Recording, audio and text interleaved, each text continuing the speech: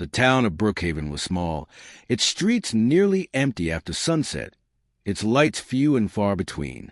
On the outskirts, past the abandoned factories and the winding country road, stretched the old Brookhaven Cemetery. It was a sprawling ground more than 100 years old, filled with crooked headstones and towering oaks whose twisted branches clawed the night sky. Michael Graves had taken the night watch job there reluctantly. Work was scarce, and guarding the cemetery was quiet enough, easy enough, or at least that was what he told himself. His friends joked about it, asking how he could spend 8 hours surrounded by the dead. He brushed it off with a laugh, but the truth was that the job carried its own peculiar weight. The cemetery was not silent at night. The air always seemed too still. The wind always carried whispers that slipped through the leaves, and the earth seemed to breathe beneath his boots. He carried a flashlight, a thermos of coffee, and a battered two-way radio that kept him connected to the small security office at the far end of the grounds. The first nights passed without incident. He would walk the rows, check the gates, and return to the office, where he'd sit with the hum of the fluorescent light above him and the static hiss of his radio. But on the 7th night, just after midnight, something changed. The radio crackled, louder than usual, the static sharp, almost wet in its texture. Michael leaned over, frowning, assuming it was interference from the storm clouds rolling in. Then, beneath the static, a sound emerged. It was faint at first, like wind rushing through a tunnel. Then it formed words. A low, distorted voice, muffled as though buried deep beneath layers of soil, whispered to the radio. The words were simple. Deliberate. Go to grave 12. Dig. Michael froze. He sat motionless, listening as the hiss swallowed the voice again. He waited, but the transmission did not repeat. The night stretched longer after that. Each time the wind rattled the windows, he thought he heard it again. Each time the static flared, he expected another command. He told himself it had been a trick of the frequency, some stray signal bouncing from a nearby trucker's radio. Yet when he stepped outside, his flashlight sweeping across the endless rows of stone, he felt the weight of unseen eyes pressing down on him. Grave 12. The number echoed in his mind long after the transmission ended. The rain began just after 1 a.m, soft at first, then harder until it drummed against the metal roof of the office. Michael sat with his thermos, the taste of lukewarm coffee doing little to chase away the unease in his chest. He kept glancing at the radio, waiting for the static to flare again. It came sooner than he expected. The speaker hissed sharply, louder than before, rattling with interference that made the hair on his arms stand upright. Then the voice seeped through again, dragging itself from beneath the noise. Grave 12. There was no mistaking it this time. It was not CB chatter from a trucker, not stray frequency. The voice was guttural, distant, and carried the unmistakable timbre of a throat clogged with earth. Each syllable was drawn out, rasping, as though filtered through a mouthful of soil. Michael's stomach twisted. He tried to laugh, to dismiss it, but the sound died in his throat. He rose, switched on his flashlight, and stepped into the storm. The beam of light cut through the rain in thin, trembling slices. The cemetery stretched ahead, headstones jutting from the soaked ground like crooked teeth. Mud clung to his boots as he walked. He told himself he wasn't going to look for grave 12, that he was only checking the perimeter, only doing his job. But his feet carried him inevitably toward the older section, where the stones leaned heavily and the numbers were faintly etched at their bases. When he reached the 12th grave in that row, he stopped. The headstone was weathered, its inscription nearly erased by time. Only the faint outline of a name remained, with the date of death, 1891. The ground before was uneven, the soil darkened the rest, as though it had been turned recently. His flashlight shook in his hand as he scanned the mound of earth. The radio hissed again. He jerked, clutching it. The voice crawled back through, harsher, insistent. Dig. The word hung in the night air, vibrating in his ears long after the transmission ended. Michael stumbled backward, mud splashing up his legs, heart hammering so loudly it drowned out the storm. He turned and hurried back to the office, his boots thudding against the soggy ground. He slammed the door shut, set the flashlight on the desk, and dropped heavily into his chair. For nearly an hour, he sat there, trying to steady his breathing, trying to convince himself it was nothing. He refused to touch the radio again, refused to listen. But at 2:33 a.m., it came alive once more. The static screamed into the silence, and then the voice, low and guttural, whispered not one word this time, but many. "You will dig, or will come." Michael dropped the radio to the floor, the hiss filling the room.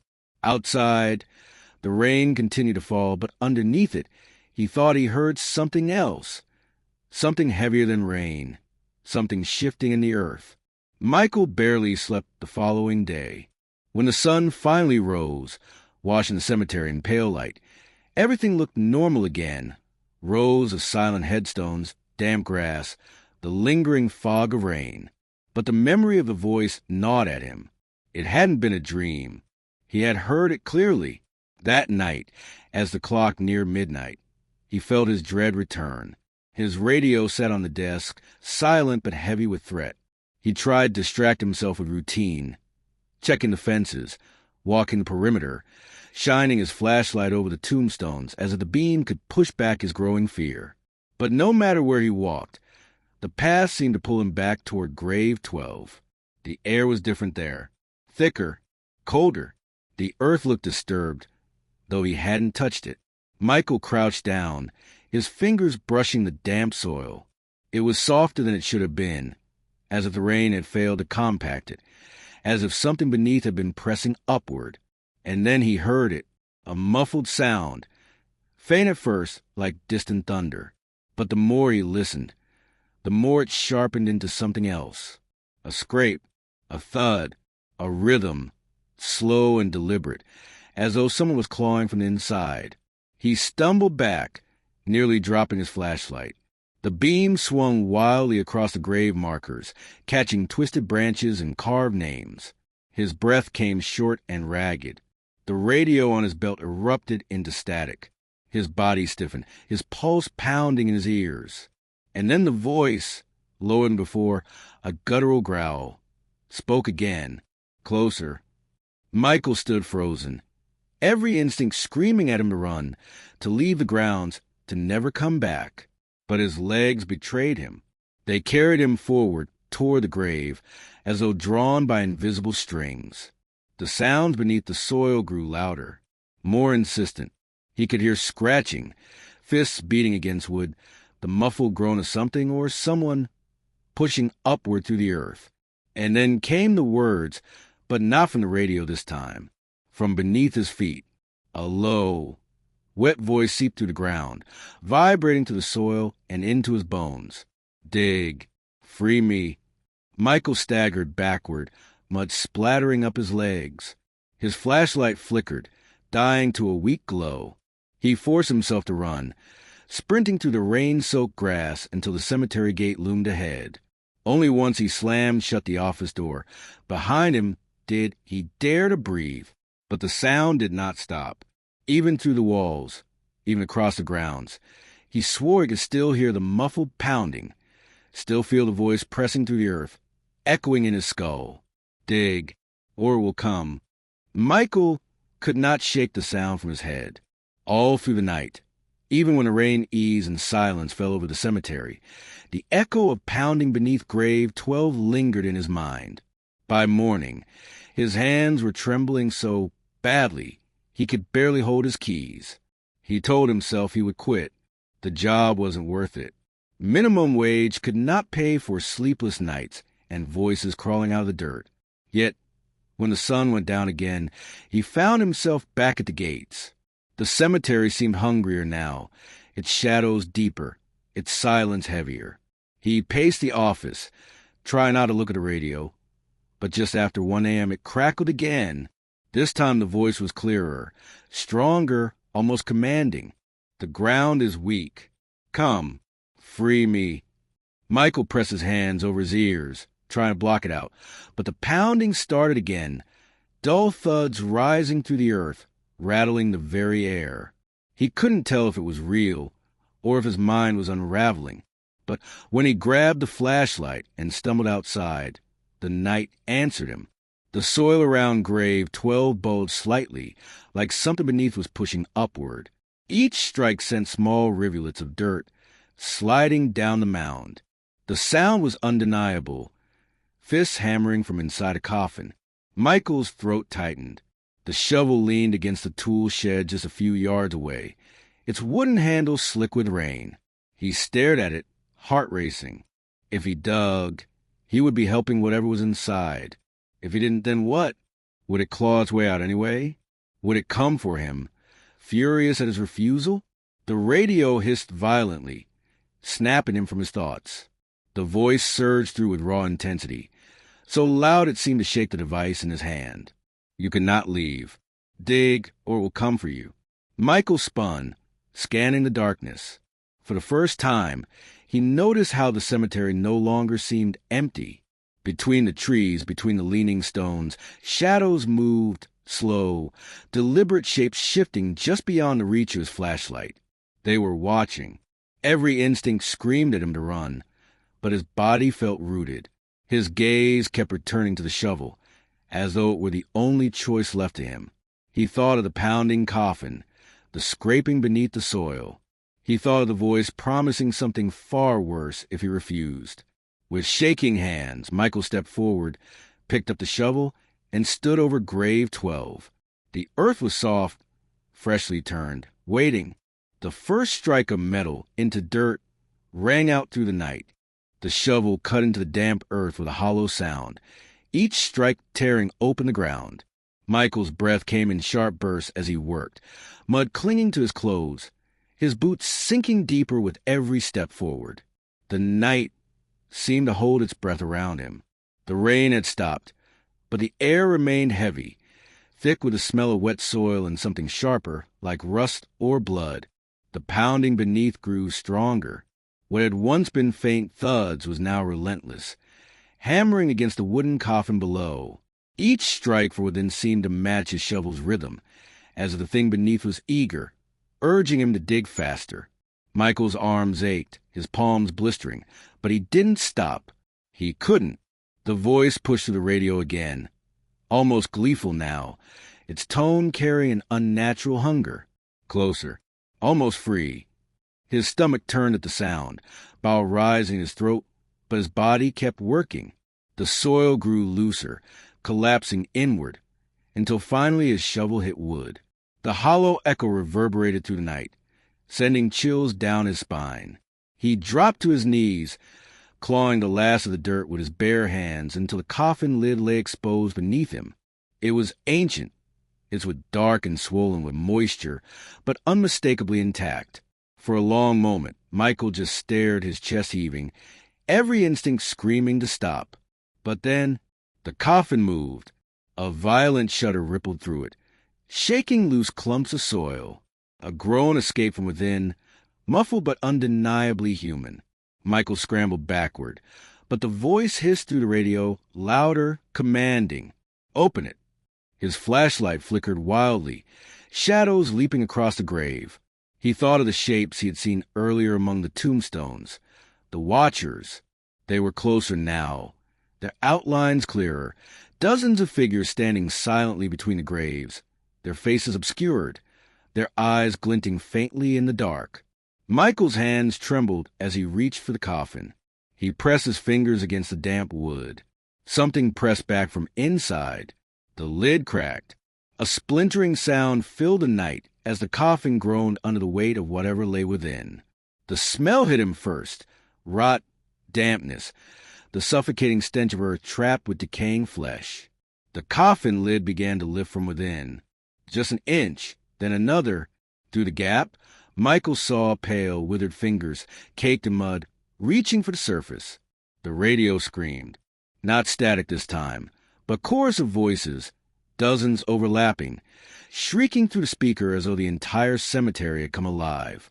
Michael stumbled backward, falling into the mud, his flashlight spinning across the ground.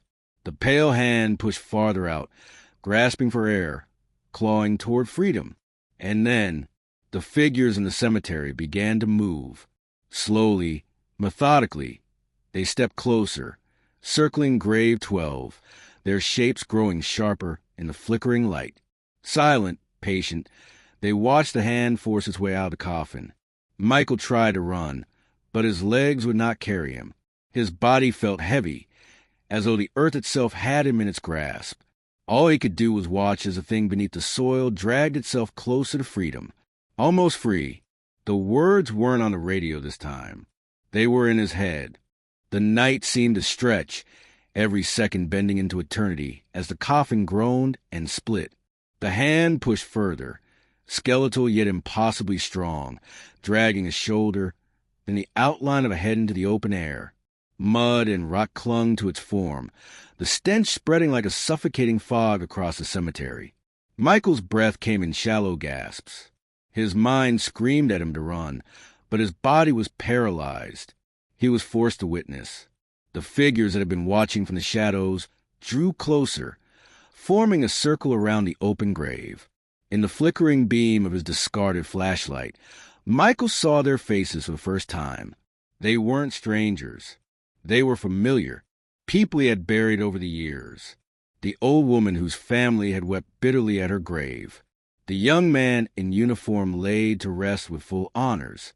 The child with a teddy bear placed gently in the coffin. Their eyes were empty sockets, but their faces unmistakable. And they were smiling. The coffin lid snapped fully open, and from the darkness below, the thing emerged. It wasn't just a corpse. Its flesh was pale and sagging, but its eyes burned with an unnatural light. Dirt spilled from its mouth as it exhaled, releasing a sound that was not quite a growl, not quite a word, but something between a promise, a hunger. Michael's radio burst to life, every channel filled with the same command, hundreds of voices in unison. Serve. The creature pulled itself free, rising slowly from the coffin. The ground trembled with its weight, though its body looked impossibly frail. Its movements were deliberate, as if every step was reclaiming power stolen by the grave. The circle of dead figures closed in tighter, their silent stares fixed on Michael. He understood then. He had been chosen. He had been the one to open the grave, to release whatever this was. The creature turned toward him, its glowing eyes locking onto his. The command filled his mind again, not from the radio this time, but directly inside his skull. Serve. Michael tried to scream, but no sound escaped. His body moved without his will, rising to its feet, stepping forward. His knees buckled in the mud, yet he kept walking compelled, as though invisible strings guided his every motion. He dropped the shovel. He dropped the flashlight.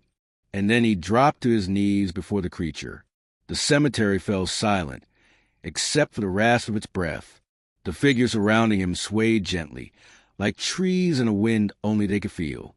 The creature extended its mud-caked hand, touching Michael's forehead. The cold was unbearable, seeping into his skin, freezing his veins. And in that instant Michael understood.